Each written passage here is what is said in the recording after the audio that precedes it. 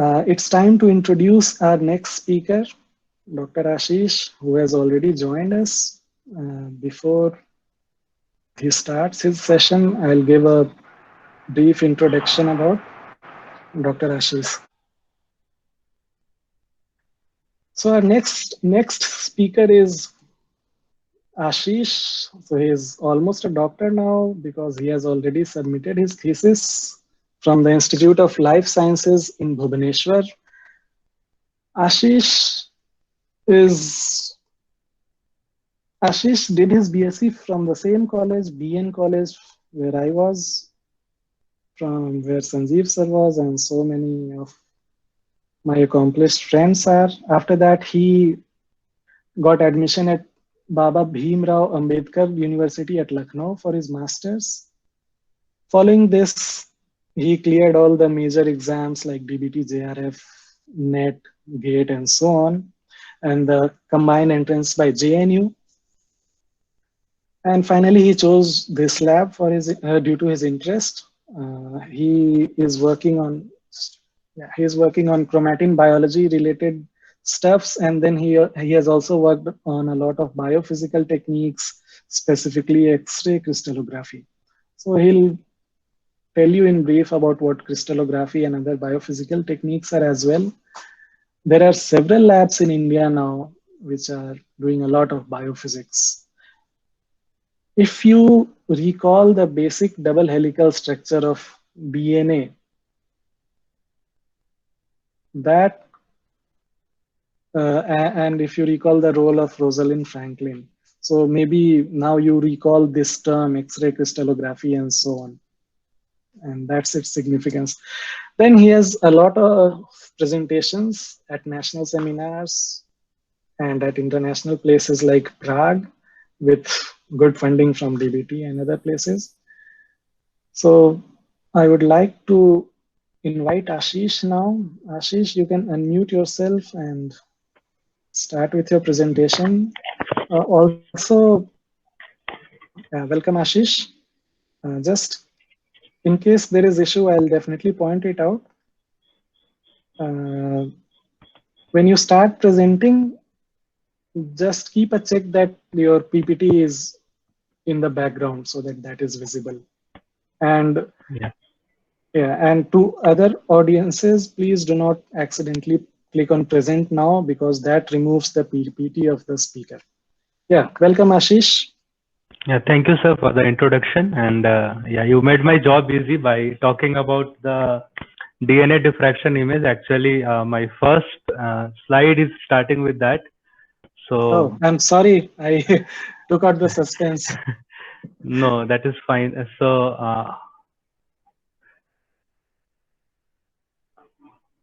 are my slides visible?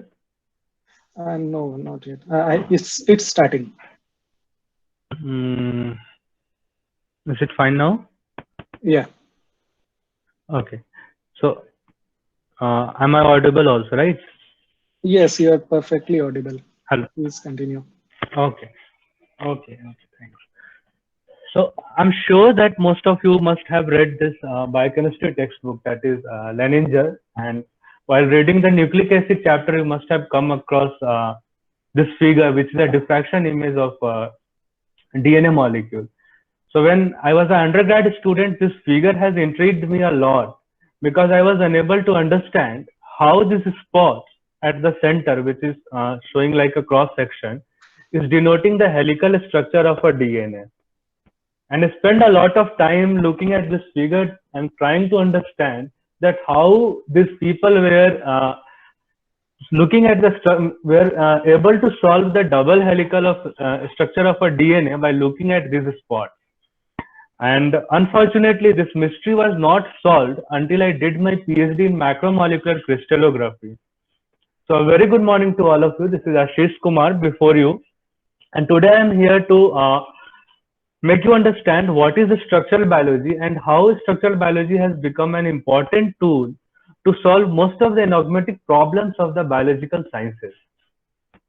So since most of the audiences are either undergrad student or master's students, I will start my presentation with a very important question, that is why to do a PhD. So even though if you want to join a company after your masters, remember that the PhDs gets paid higher than a non-PhD.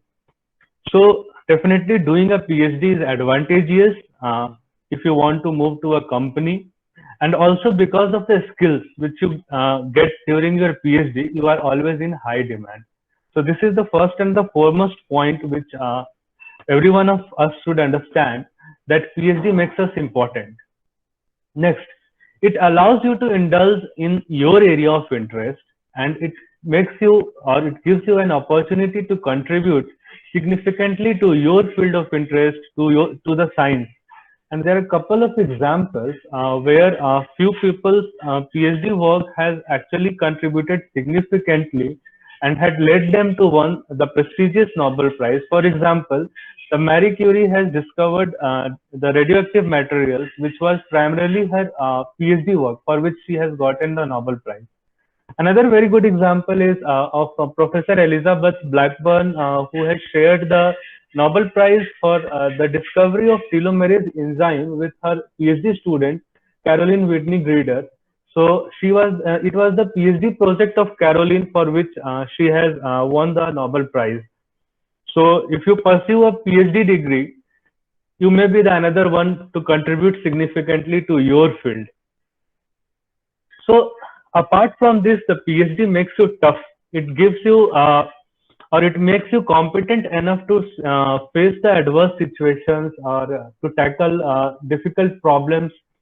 It improves your analytical skills, the way you think at the problems, and it also improves a lot your communication and your writing skills. By doing a PhD, you get a chance to be a recognized expert in your field. It provides you a confidence, and yes, if you are enthusiastic to explore and learn new things, you must do a PhD because it provides a joy of learning. So yes, your PhD makes you different. It provides you the ability of critical thinking, complex problem solving, and correct decision making. And these three abilities are very important to excel in any field. Apart from this, as a bonus, it gives you a lot of extra traits, like you know how to troubleshoot problems. You are never fear of any failures, because during your PhD, while doing experiments, you will see enough of failures and you will know how to deal with that. So you are always comfortable with uncertainty, and you thrive on both competition and collaboration. You know how to make connections, and you will become patient. You will not lose your patience on the minor things. You become a hard worker, and also it improves your management skills. So if you are convinced enough that the PhD makes you different and it brings you out of the crowd, then why not to choose research as a career option? So here very briefly, I will describe what advantages you will get if you choose research as your career option. So the first and the foremost point is it provides you autonomy to investigate or to explore the area of your interest. No one is going to object you that why you are working on a, like, let's say protein chemistry, or why you are working on microbiology. So whatever your interest is, you can always explore that field, and you could get indulged full time as a researcher if you choose it as an option. Then it gives you a very excellent opportunity to teach and mentor students. You can pass on your skills to the next generation, the knowledges which you have gained throughout your life, you can pass it to the next generation. And you get a chance to contribute significantly to the society, which may have a very long term impact. It provides you an opportunity to develop and learn the new skills throughout your life. And if you are a travel enthusiast, it gives you an ample of opportunity to travel across the globe for attending conferences, for giving talks, or even for learning and developing the new skills or learning new things. So this is not so easy to reach until the position where you become an independent research investigator. It requires a lot of hard work and dedication and a lot of time. So because if you see, you spend 3 years in your bachelor's, 2 years in your master's, and then 5 to 6 years in your PhD, then again you have to do 5 to 6 years in postdoc, and then you could apply for becoming a research investigator. So this is not an easy journey, and you have to start your race early enough if you want to reach at this destination. And also at the same time, you have to be extensively motivated to explore and learn new things to contribute something to the science and to the society.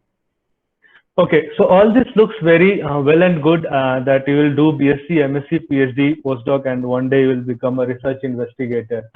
But to reach this position, you have to qualify certain entrance examinations, like for get yourself to enroll in MSc or PhD courses. And these examinations are national level examinations, which are highly competitive, and you need to work hard to clear those examinations. So in the next part, I'm going to talk how you could prepare yourself to clear these exams and what things you should read. So if someone asks me when to start, my question is, and my answer is, if you have not started early enough, remember it's never too late to start. Now the next part is how to start. So I would say focus on the concepts when you are doing your undergrad degree or you are doing master's degree. Focus on concepts rather than just learning notes. Don't learn the notes just to pass university exams. Because one time you have developed the concepts, it's going to help you throughout your life in your research career. Then read good textbooks that will help you to improve your understanding. Make your own notes that will help you to improve your writing skills. Okay, so in the earlier session, you all were hearing to Dr. Pius that he was telling that you should know how to write for training opportunity and all. So if you have a habit of preparing the notes, you will improve your English, you will improve your writing skills, and then you have to also work on your presentation skills, because the writing and presentation, this is what you are going to do throughout your career if you are choosing research as your career option. And then start visiting journal sites early enough. Even if you are undergrad student, start visiting journal sites, and that will give you an idea of what research is going on at this current time, and in what field people are interested, and how the people are doing experiments. So start reading research papers. That will help a lot to improve your scientific skills. That will help you to understand like different techniques, how the different techniques are used to address some particular question, and how the data from those techniques are analyzed. So that help a lot to improve your scientific skills. So start reading research papers. That is very important. And start making social connections on social media like Twitter, LinkedIn, Facebook. I would recommend Twitter. Twitter is a very good platform to get connected to various people across the world. Like several scientists have actually advertises on the Twitter for the PhD positions. Even they share their current research papers or some new recent findings they used to share on Twitter. So it's a very good platform to know the people in the field and to get connected to them. And then you explore your interest, because most of the time until MSc we do not know that in what field we want to pursue our career further. So once you start reading research papers, that will give you some idea that in what you are interested. So another important thing is to explore your interest, like in cell biology, neurobiology, or immunology, and looking for the training opportunities. And if you get a chance to work on any good lab across the country or even overseas, that will help you to find out in actually what you are interested, and that will give you a feel of what is research, or how the different experiments are conducted inside the lab, how to think, and all these things which will improve you or which will help you to find your interest. So these are very important points if you want to pursue further as a PhD or in a research career. So now how to crack entrance examinations. So the first important thing is that you should start preparing very early. By saying this means Early means what? I am saying that you should thoroughly study your semester syllabus, because if you have thoroughly studied all the books, you have studied your semester syllabus, then that means that you have prepared almost 50% for your exam, because your concepts are clear. Now you just have to revise when you are appearing for any entrance examination. So start preparing as early as it is possible, and then do some research on the exam, like try to find out what is the syllabus of exam, what is the pattern, what questions are more frequently asked, or what topics are more important for different kind of examinations. So know your exam, that which are going to appear. And then if you do enough research on your exam pattern and syllabus, you would be easily able to prioritize topics. See, it is very difficult to cover up 100% of the syllabus for any exam.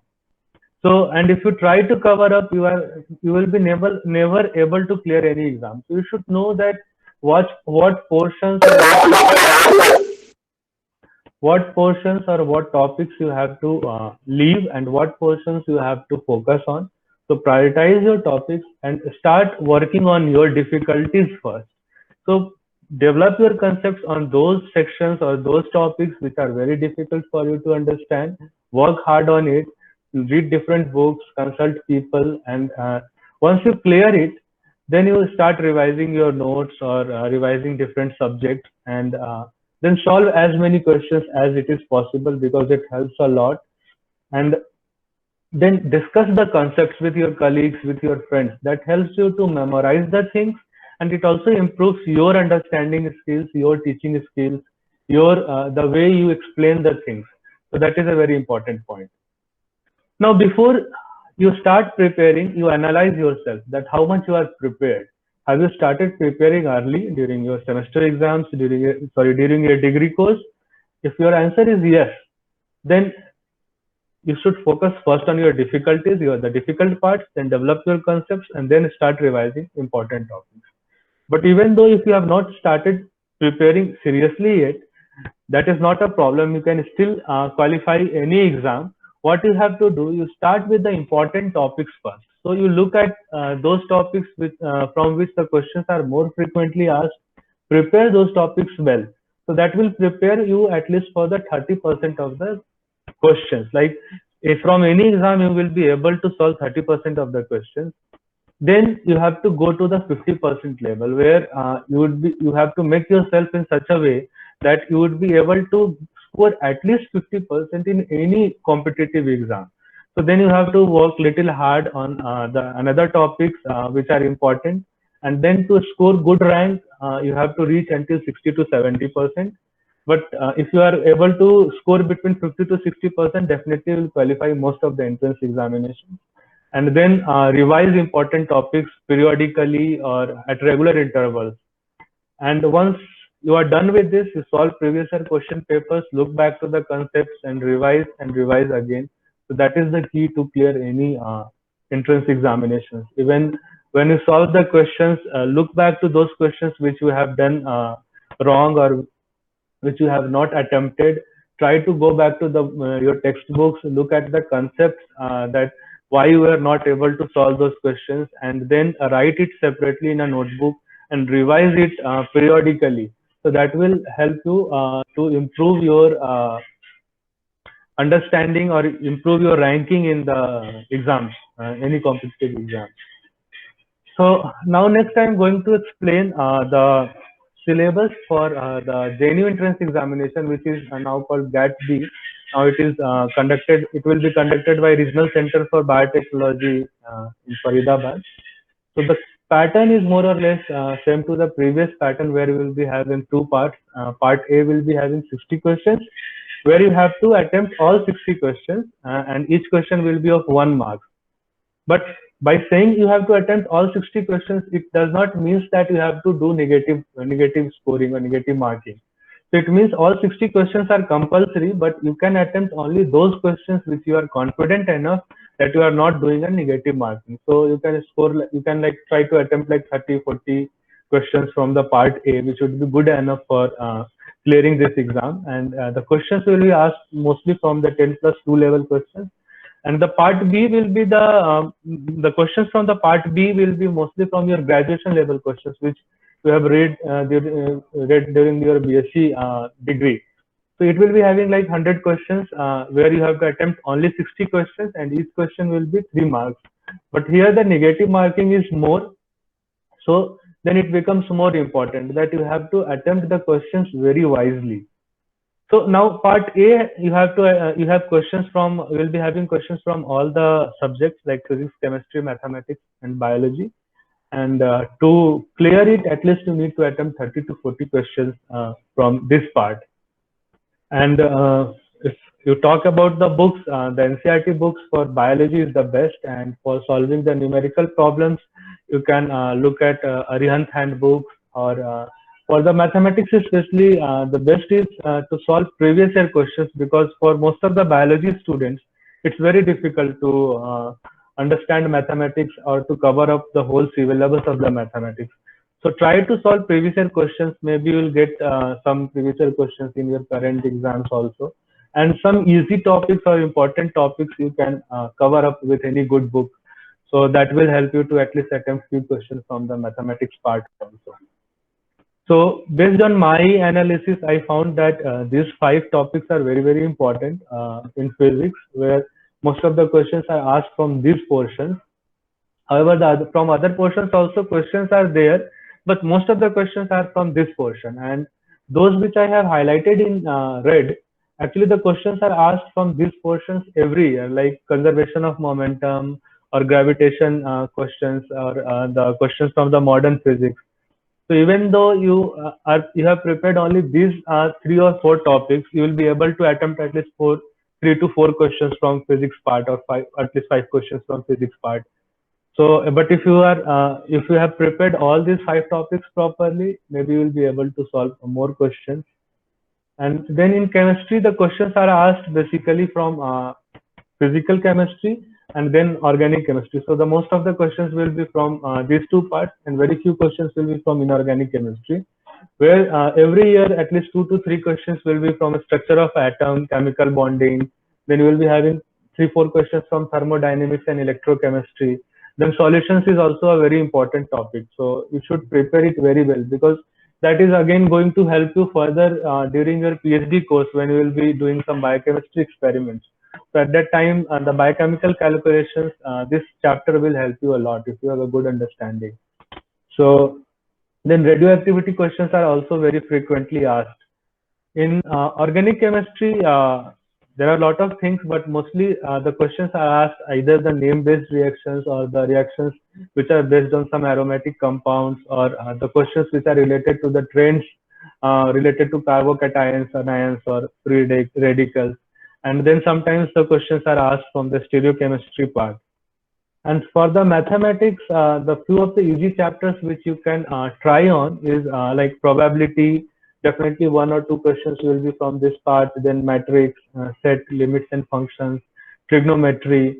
So if you are covering up these topics, you will be able to solve at least 5-6 questions in mathematics part also.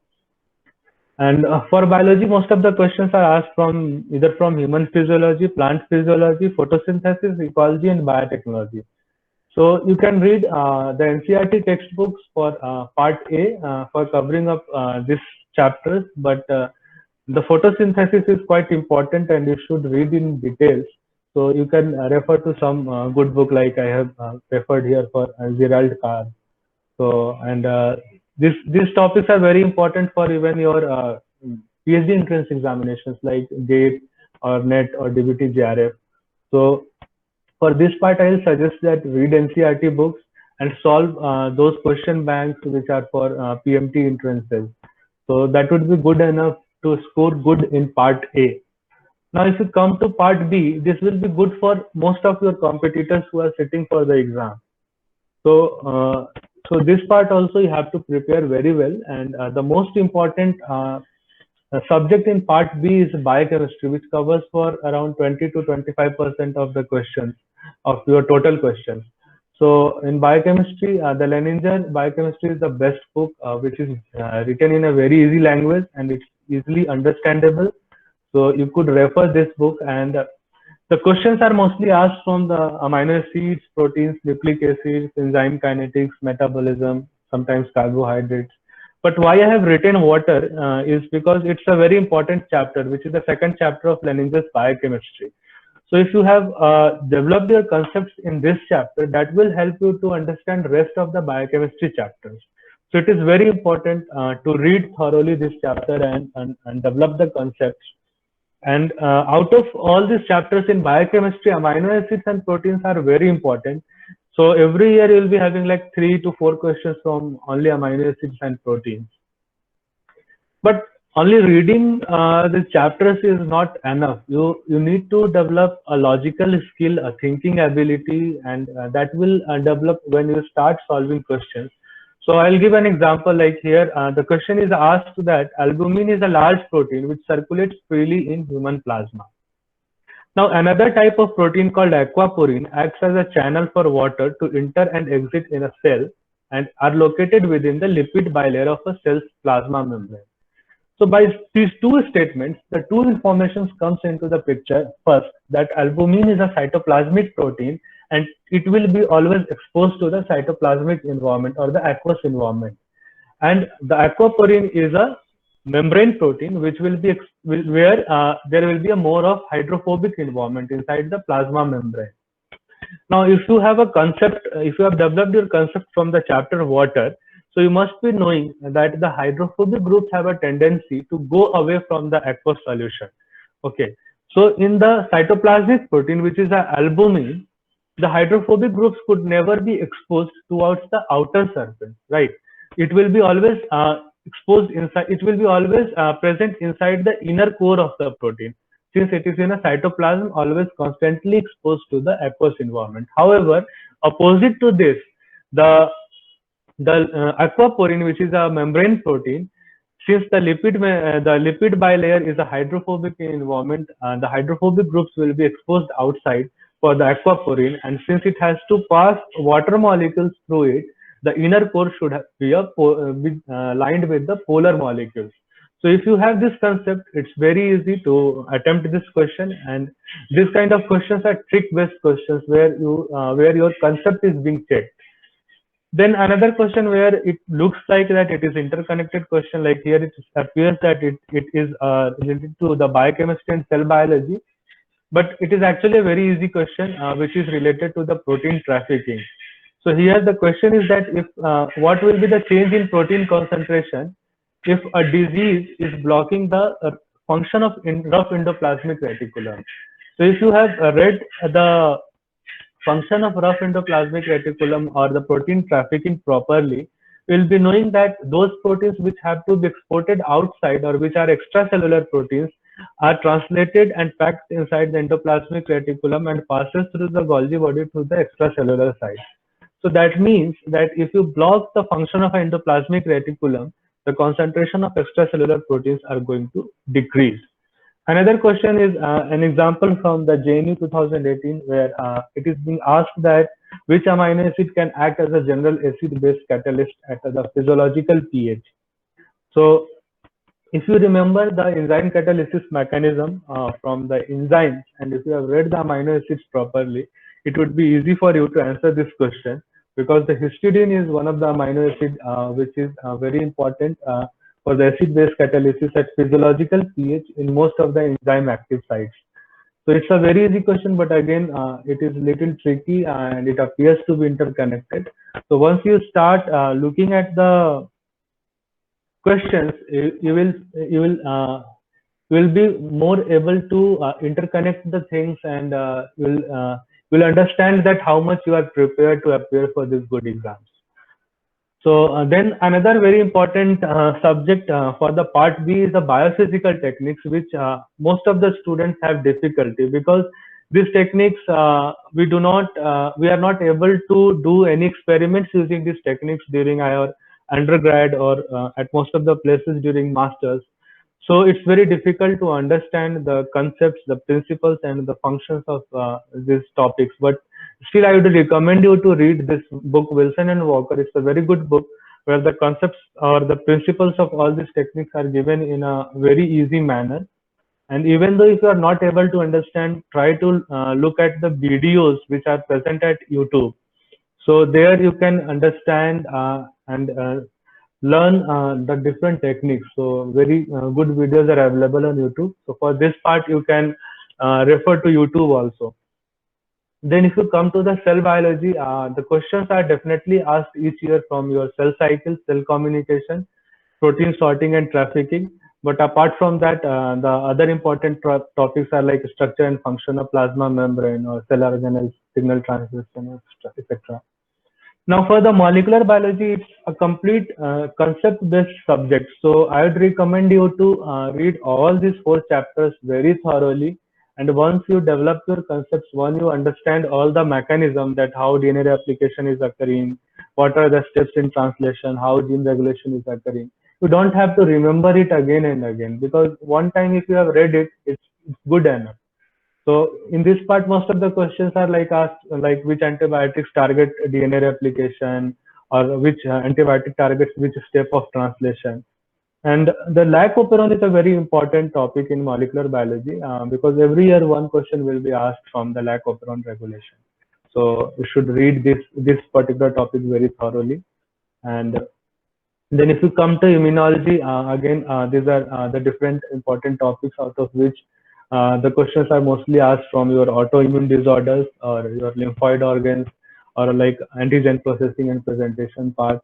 So, and for microbiology part, again, there are 2 important topics from which every year questions are asked in almost all exams, like your bacterial growth kinetics and the chromosome mapping. So definitely 1 to 2 questions will be there from both of these topics, and then a few questions are asked from like your bacterial cell wall, your cross-linking, or what enzymes could digest it, something like that.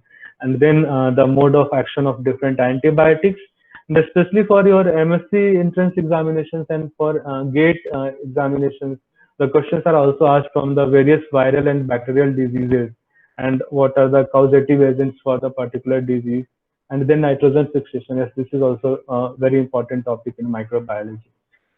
And then again in genetics, the Mendelian genetics and the genetic diseases, these 2 are very important topics from which the questions will be definitely asked in almost all the exams. So you should prepare these 2 topics at least very well. And then again, the other important topics are like mutations, population genetics, chromosomal variation, and all those.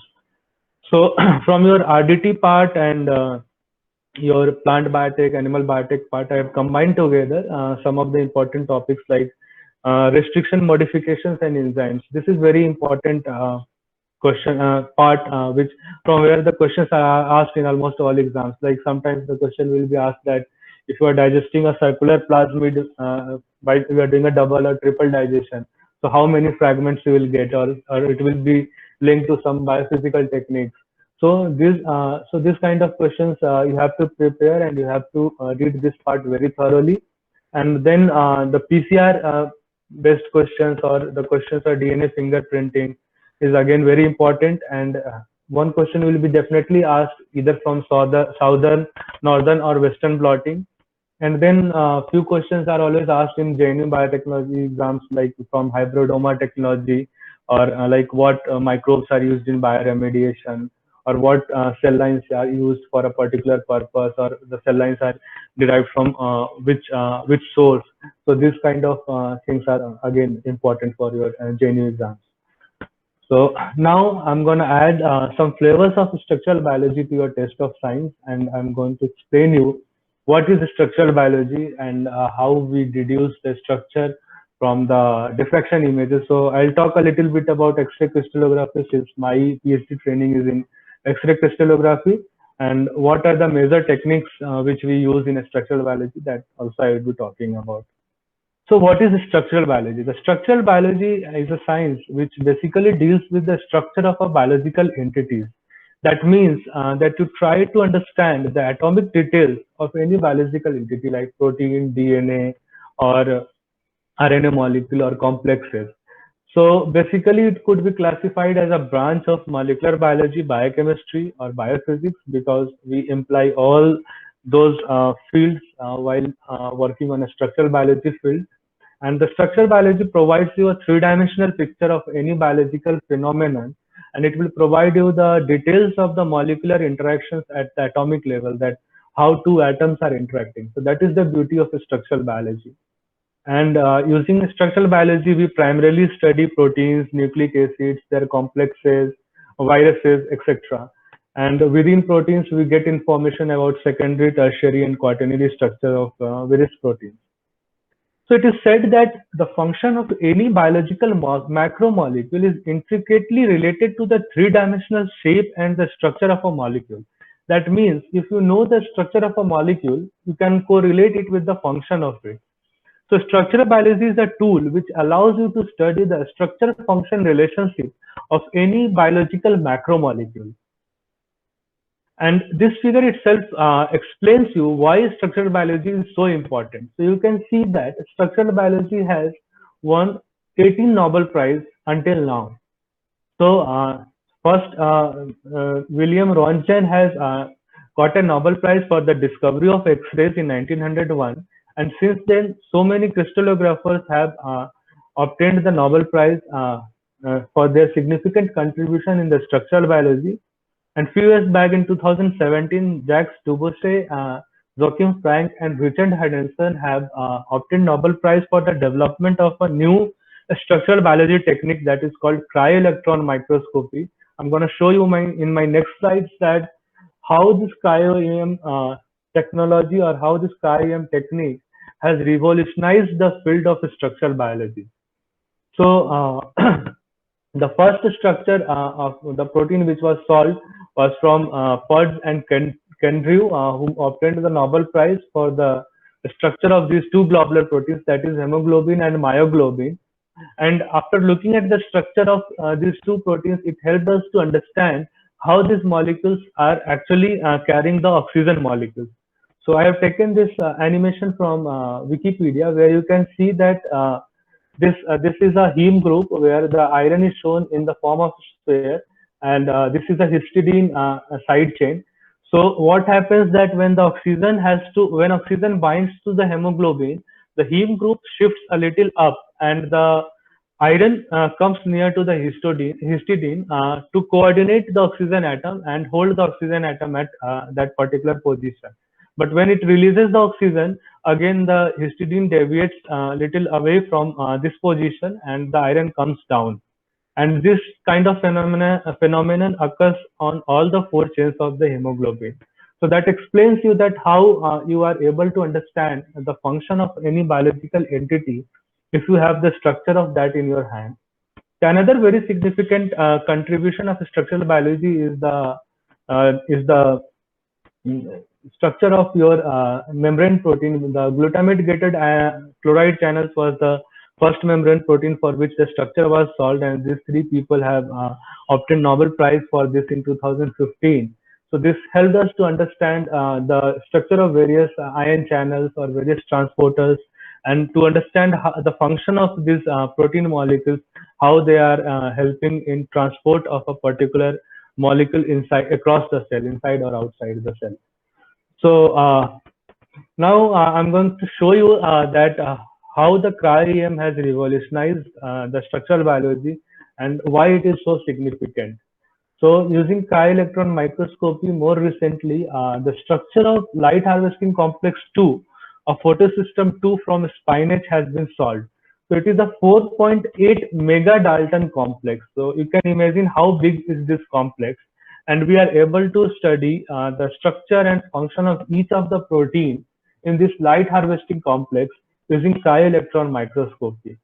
So it has removed all the barriers of the size of the molecule to which we can study, and also the 3.2 angstrom resolution is near to the atomic resolution, so we can understand the function of each of the atoms, that how they are helping a particular function inside the structure. And now, since it's a time of coronavirus, everyone is talking about the coronavirus. The structural biology has again contributed significantly in understanding the disease or how the virus interacts with the host system. So this paper is recently published in Science, where the authors have solved the structure of the spike protein of coronavirus in complex with its receptor, that is human ACE2. So now we can very easily see at the molecular interactions that how the viral spike protein is interacting with the host receptor. So this gives a good amount of information, like what kind of drugs we can target on to block these interactions, or what could be the sites which we could choose for the this vaccine development. So that shows the importance of the structural biology techniques and the science of structural biology, that how important it is. Not only this, the structural biology has advanced to a stage where the people are now solving the structure of the molecules or the protein molecules inside the cell, that is in situ structure people are solving now. So this is a very good paper from John Briggs group, where he has solved the structure of a COP2 vesicle, which is important for the transport of the molecules from endoplasmic reticulum. So here they have solved the structure and showed that how the COP2 modulates itself to transport a very bulky molecules like procollagen. So usually the COP2 vesicle is a spherical in shape, but what are the structural modulations which helps it to elongate and to carry the longer molecules? So if you are interested to learn more about the crystallography and its significance in structural biology, you can go through this review. It's a very good review which gives you a glimpse of structural biology through the X-ray crystallography technique.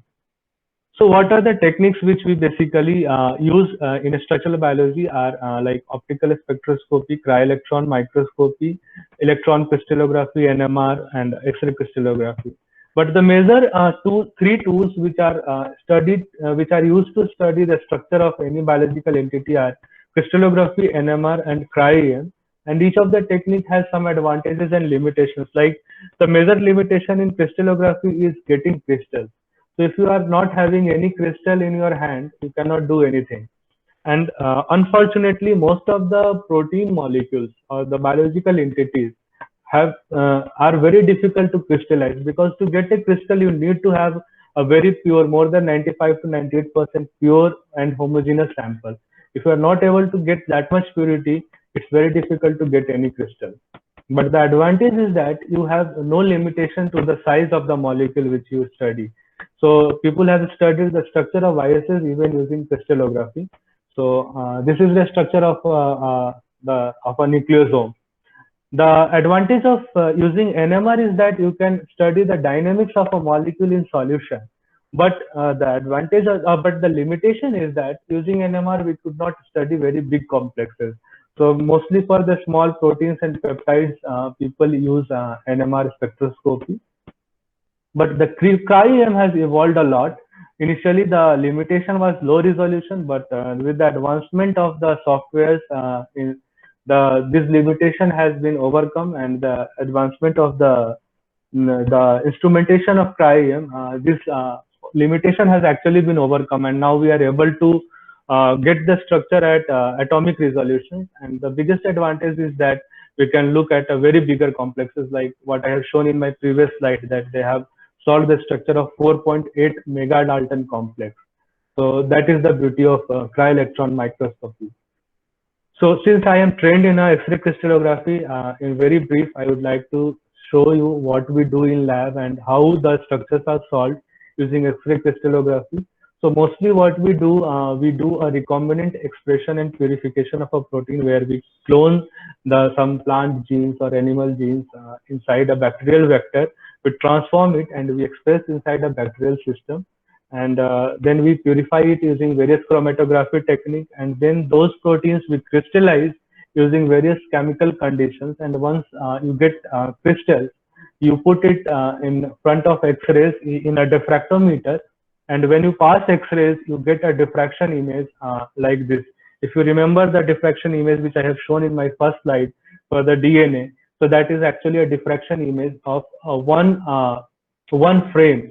So like that, we rotate the crystal in different angles and orientations, and we collect hundreds to thousands of these frames. And each spot in these frames are the information of the atoms of the molecules which are packed inside the crystal.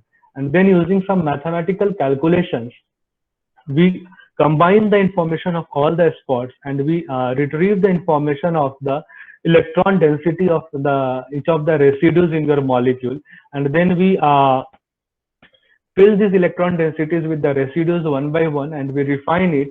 And after some rounds of refinement, we will be able to get the final refined structure, from which we try to deduce the function, or we try to understand how this structure defines the function of a particular entity. So and each and every step in this X-ray crystallography is challenging. Like the from starting from the first step itself, it's very challenging, because most of the recombinant proteins have tendency not to express, or will not come in a soluble fraction, because you are changing the expression system.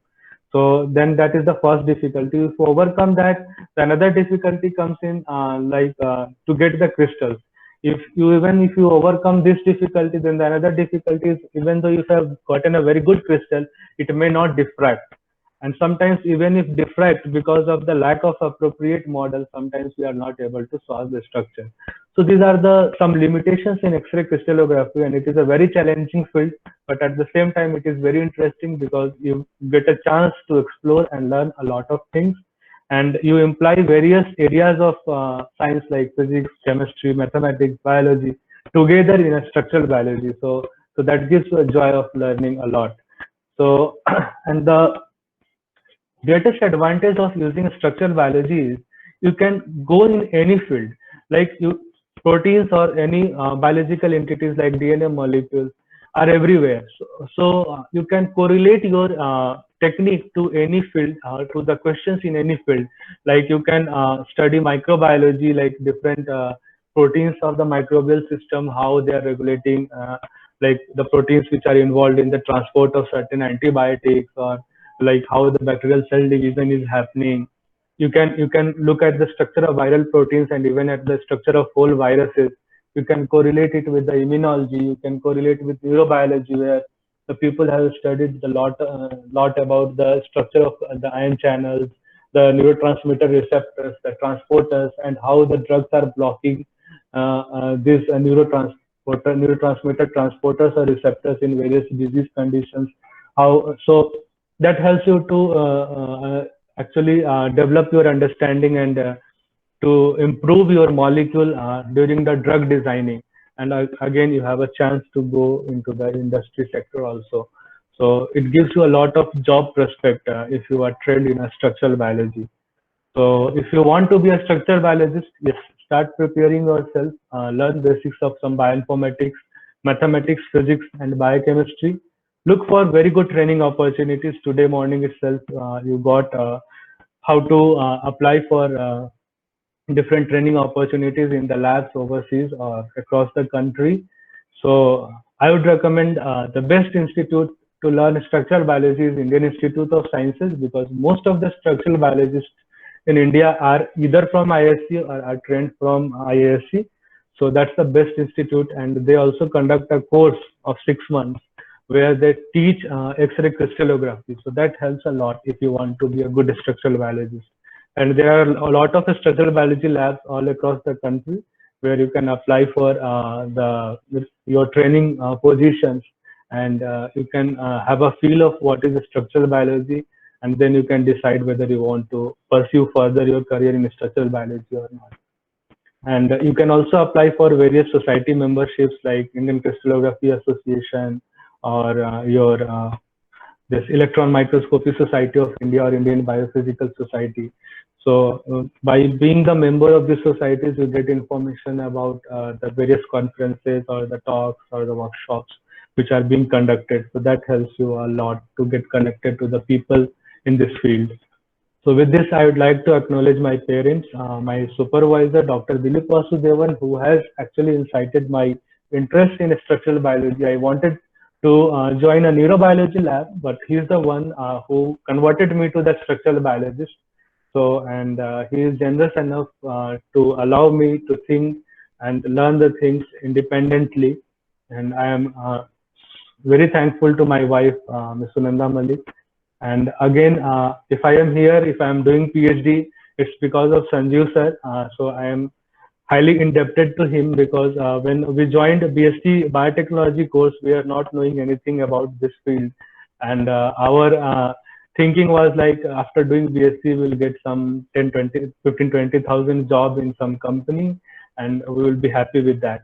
But he is the one who introduced us with this field, that why, and he convinced why we should do the PhD and how we can go ahead, and he connected us with the several seniors who are in this field, and then to the Institute of Life Sciences, where I have done my PhD, and my family members, and I'm also grateful to my MSc supervisor, Professor Sangeeta Saxena, who has exposed me to the research field, and allowed me to write a review article while I was in MSc, and we published one article during my MSc time. And Dr. G. Sunil Babu, he was also my MSc teacher, and all the teachers throughout my career, my lifetime, my friends, Sanjeevani Biotech, for giving me this opportunity to talk on my area of interest, and all my lab mates. So with this, thank you all for your kind attention.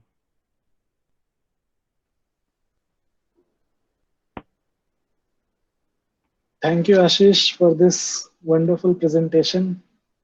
You have covered all the basic things related to preparation for exams.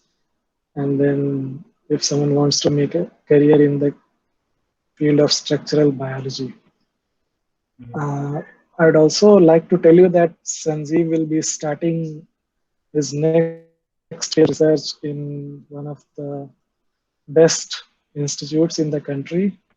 Okay. Sanjeev, am I allowed to share the name of the institute? Ashish? Yeah, hello. Yeah, Ashish, can I share the name of the institute? Which one? Yeah, sure. Yeah. Yeah, so he will be joining Indian Institute of Sciences soon, and he'll start his work there. So I congratulate him, and I again congratulate him for this wonderful presentation. I hope it will help the students. Yeah. And before end, I would like to also say what Sanjeev sir said about getting fascinated by the topics, and even Ashish stressed on it. So science is like something where you need to have interest. Without interest, it becomes very difficult for you. In fact, it's like fields of art, like music. Just a minute. There is a lot of noise. I'll mute everyone. Yeah. So it's very similar to your music or poetry, where you need to have interest and you need to be creative. Creativity helps you to think why certain thing is happening and how you can overcome that issue. So keep this in mind while preparing for this field, and develop concepts, because it's very natural to forget the facts, forget the XYZ figures or date or data. But if you remember the concept, it's really helpful for you. Even when you will face interviews for your MSc or PhD, your interviewer will not be bothered by the name of the chemicals that you remember, but why that particular chemical is needed. Say if you are isolating DNA and you are using step 1, step 2, step 3, and then you have used reagent A in step 1 and reagent B in step 2. They may not take it very negatively if you don't remember the name of the reagent A or B, but they will take it negatively when you cannot say why you need the reagent B, or why you should use reagent A first and then reagent B. So keep these things in mind, remember the concepts, and this will definitely help you. Now with this, I would like to ask Sanjeev sir for his closing remarks, and then we'll end the session. After that, feedback link has already been shared. You can provide your feedback. Sanjeev sir. Hello. Yeah. Yes, sir. You're audible. Yeah. Are you getting? Yes, sir. Yes, sir. हाँ. Thank you आशीष. सबसे पहले मैं thanks आपको मतलब advance में doctor आशीष करके करूंगा।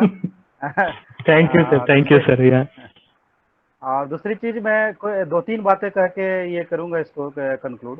सबसे पहले तो जैसे कि हम लोग पढ़ते हैं चंद्रगुप्त और चाणक्य की बात, तो चाणक्य तभी फेमस हुए जब उनको चंद्रगुप्त मिला। तो शायद संजीवनी बायोटेक फाउंडेशन ऐसे बहुत सारे चंद्रगुप्त को बनाने में मुझे लगता है कि ये सक्सेसफुल रहा है। और आगे भी, चूंकि जब से जैसा कि मैंने बताया कि पिछले साल जब विजिट किया तो लोगों को एक इच्छा थी कि फिर से संजीवनी प्लेटफॉर्म को स्टार्ट किया जाए। तो जितना मेरा हुआ मैं आप लोगों को कलेक्ट करके फिर से मैंने इस फाउंडेशन को स्टार्ट किया है। और शायद मुझे लगता है कि जिस तरह से आपने जो बताया, क्योंकि आज जो मैं इंट्रोडक्शन में भी ये बात रखा था कि डिजायर और सेटिस्फैक्शन में एक जर्नी होता है। डिजायर आपके ब्रेन में आता है और वो एक टीचर्स के द्वारा भी या आप इन्वायरमेंट के द्वारा कहीं से भी आ सकता है, लेकिन जब तक वो डिजायर आपका इमोशनल टच नहीं करेगा, मतलब वो डिजायर आपके हार्ट तक नहीं पहुंचेगा, और उस हार्ट तक जिस दिन पहुंच गया तब आपके अंदर पॉजिटिव एटीट्यूड्स आते हैं आपके डिफरेंट गोल्स के प्रति, माइलस्टोन्स के प्रति। तब आपका बिल्कुल नजरिया चेंज कर जाता है अपने जीवन के प्रति। और जब आप फिर अचीव करना शुरू करते हैं इस रास्ते में, तो हैप्पीनेस मिलता है और सेटिस्फैक्शन मिलता है। और हमको लगता है कि एज ए टीचर तो मैं बोलूंगा, लेकिन आप लोग ज्यादा बेस्ट एग्जाम्पल हैं उसके लिए, कि जैसा कि आपने शेयर किया कि what was your expectation during the BSc, and after when your desire comes into the emotional attachment with your heart and your milestone, that what at this time what you are feeling, that is important for me also and for the all students also. And after that I am also thankful to the Dr. Piyush who have just nicely given the presentation, because the communication is also important thing to achieve the goal. And also thankful to our participants and all volunteers who are doing very good to perform or present this presentation. Thank you to all.